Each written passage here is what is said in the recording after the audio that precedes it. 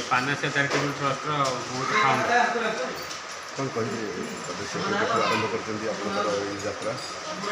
आरंभ होती यात्रा 2011 मसीह यात्रा आरंभ है ठीक मोरी पुओ जो छोट होता तार जो आम प्रतिभा देखिलु से आम आरंभ है यात्रा जी अन्य पिलांकर केमती आम प्रतिभा अनुसरण करूँ से दिन यही कार्यक्रम चालू रही। प्रत्येक वर्ष विभिन्न समय आम पिला भितर विभिन्न करिकुलर एक्टिविटीज उपर प्रतियोगिता कर चलु से पिला माने भी माने सफल होगी आहरी उच्च स्तर में जाकि जातीय स्तर में जाकि पहुँचले। आज जो कार्यक्रम चली यही कार्यक्रम आम 2019 मसीह आरंभ कर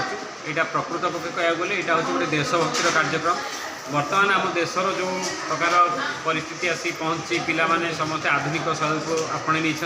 से भितर आम अनुष्ठान चाहूँ जे पिला माने आम देशर परंपरा संस्कृति आम राज्यर परंपरा संस्कृति एवं भाषा एगुड़ा प्रति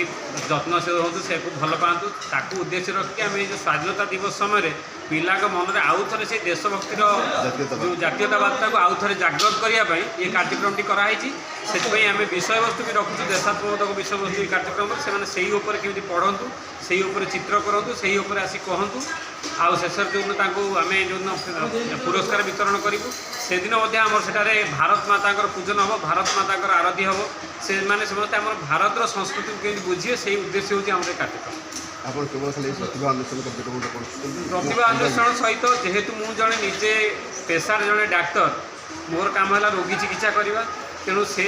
रोगी चिकित्सा मध्य आम स्वास्थ्य शिविर करूँ जो हेल्थ कैंप कहते फ्री हेल्थ कैंप ता सहित ब्लड डोनेशन कैंप मुझे जड़े रक्तदाता जी कि बर्तमान आज ये सप्ताह मध्य मोर 58तम रक्तदान करने जाऊँगी तेणु रक्तदान केमी पिला युवक मैंने अधिक संख्या करेंगे से आम उत्साहित करूँ बुझाऊ ये कार्यक्रम ता सहित आम वृक्षरोपण आ विभिन्न प्रकार सामाजिक सचेतनता जमी गुटखा खावा केमी बंद हो मद पीवा केमी बंद हो ये सब जिन को धीरे केमी गाड़ी चलेबे हेलमेट पिंधे ये सब विषय भी अवेयरनेस आम करूँ। विभिन्न प्रकार कार्यक्रम करी आप सृष्टि कर लक्ष्य रखिए।